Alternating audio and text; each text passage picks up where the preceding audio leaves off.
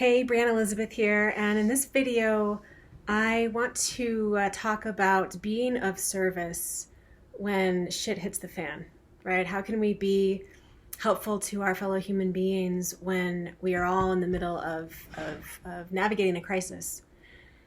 Um, so one of my careers, one of my three careers, I work in the field of emotional intelligence. And it's a lifelong practice, by the way. It doesn't mean the people who work in this field are experts by any stretch of the imagination. It's something that I've been navigating for much of my life, and I have the great fortune of being in that space for a career.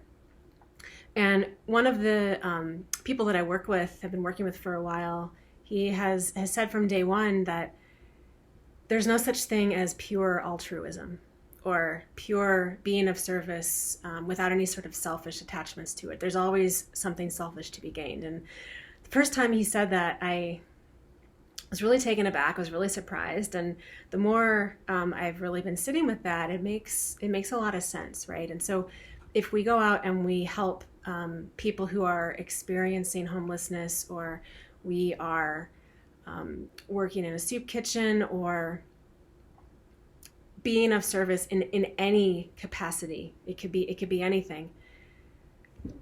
Even though we might be approaching it from, I want to help another human being, we do get something back in return. We might feel really good about ourselves. And so while the purpose of being of service to people is not necessarily to make ourselves feel good, it is a byproduct of helping others. And I just wanted to kind of clarify that before we move on. And so the theme today in this video is, how can we be of service to other human beings? And I've been really struggling with this, like I know many of us have been. I am a classroom teacher by training. I had left the classroom a couple of years ago, and again, I'm working in the emotional intelligence space as a curriculum designer. I am a yoga teacher, and so I'm not able to physically be in the studio with my students, and it's been pretty challenging. And so this is one solution that I've come up with to provide some resources, not just to my students, but just the public at large, that yogic wisdom does not necessarily have to apply to people who only practice yoga, right? Ancient traditions have survived for thousands of years for a reason. All ancient traditions have been around. They've lasted for a reason. And so again, I just kind of bring a more of a yogic perspective to that. I'm also a clothing designer for my own line, Lake Eleanor, and that is not so much on hold for now, but I'm really reassessing kind of what that can look like. And so in the meantime, I'm putting together this series of videos, the Body Love Brigade, to really help us navigate through challenge. And so the first suggestion that I have is how to be of service to your fellow human beings is, if you have any sort of privilege in your life, now is the time to use that privilege. If you have maybe a small amount of money set aside for a rainy day, really think about the people who don't have that, people who are living paycheck to paycheck, and facilities such as group homes, nursing homes, soup kitchens, like I mentioned, food banks, any place where you have the ability, the power to provide your expertise, your service, your care. Now is the time to really do that. A friend of mine is an activities director at a nursing home, a nursing facility, and he was sharing that all of the residents are currently on lockdown, so nobody can leave their room. No visitors are allowed in. And so the residents aren't able to have really any social interaction. And my friend was talking about how concerned he is about pretty rapid cognitive decline, because we are social creatures. We are designed to live in community with one another. And when we are forced into isolation for medical necessity, our cognitive and our mental health can really decline pretty quickly. And so my friend was commenting how they are really lacking in resources, like so many places are. always, but especially now. And he needed art supplies and materials for the residents to stay engaged. And it's a very small thing that I could do. I'm not sharing this to make myself feel better, but just as a suggestion or an idea. I went out and I went to the grocery store at an off-peak time. Right, I used all the necessary precautions. Went in, went out as quickly as I could. I got home and I found some pencils that I had lying around, sharpened those, and I sanitized everything that I had touched with my hands. Even though I was wearing gloves, I wanted to use extra precautionary measures. So I used disinfectant wipes when I touched everything, so that I was extra careful, especially given the population that he will be serving.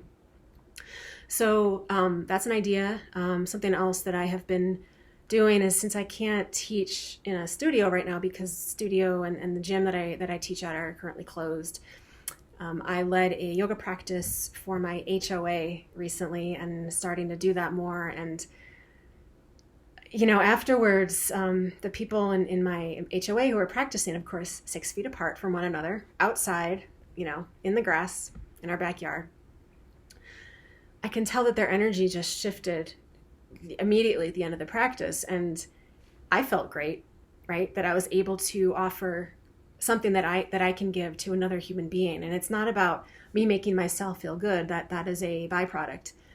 But it is about using my privilege and my access to resources and my knowledge and my expertise in order to help somebody else, even if it's momentarily. It can make a big difference.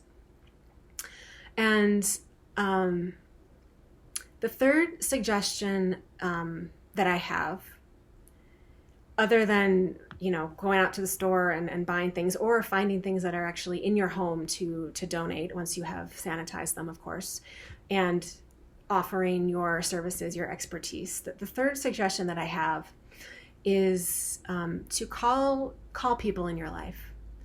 Call up your friend who lives alone, who's not in a partnership with someone. Call her up, call him up, see how they're doing. I've had several people in my network do the same for me, and it has meant the world to me. Even just a 5-minute phone call from a friend or a family member makes me feel like I'm not so alone. And I would offer that the more that we can do that for other people, again, we will feel better by helping somebody else. And when you do call this person, when you do talk to them, practice active listening. We are all navigating through this together, right? We're all going through our individual crises and struggling with this in our own ways, but the common thread here is that we are all in this together. And so the more that we can practice just being present for one another, practicing that active listening, the more that we are able to be of service. And so what does active listening really look like? There are 6 really kind of universal points to active listening. And the first one is to pay attention. And it seems simple, right? But pay attention. So if you are video conferencing with someone through Zoom or FaceTime or Skype or anything else, make eye contact. Really pay attention to what the person is saying. And if you're just over the phone, same thing. Just be present, right? Rather than listen to respond, listen to simply listen to the other person. Be focused on what it is that they're saying rather than cutting them off or having an immediate reply, because ultimately we all just want to be heard.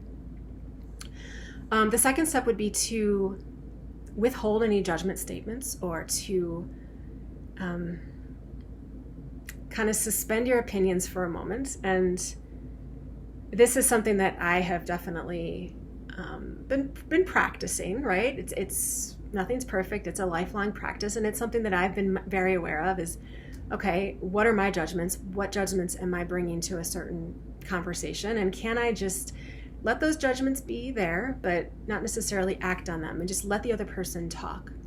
So that would be the second step, is to really reserve your judgments and opinions. The third step in active listening is to reflect. Or another way of looking at it is called to mirror. So if the person that you're talking to is saying, life is so hard right now, my kids are home from school, I have to work full time from home while watching them, and I'm worried about my parents getting sick, what you can do in that situation is just reflect what they say back to them. So I hear it's really hard for you right now. It must be quite a challenge. And maybe leave it at that, and then allow the speaker to continue on with what they're saying. And again, that's a way to really help them feel heard and valued, and that you are actually engaged in the conversation rather than listening to respond. The fourth step of active listening is to clarify.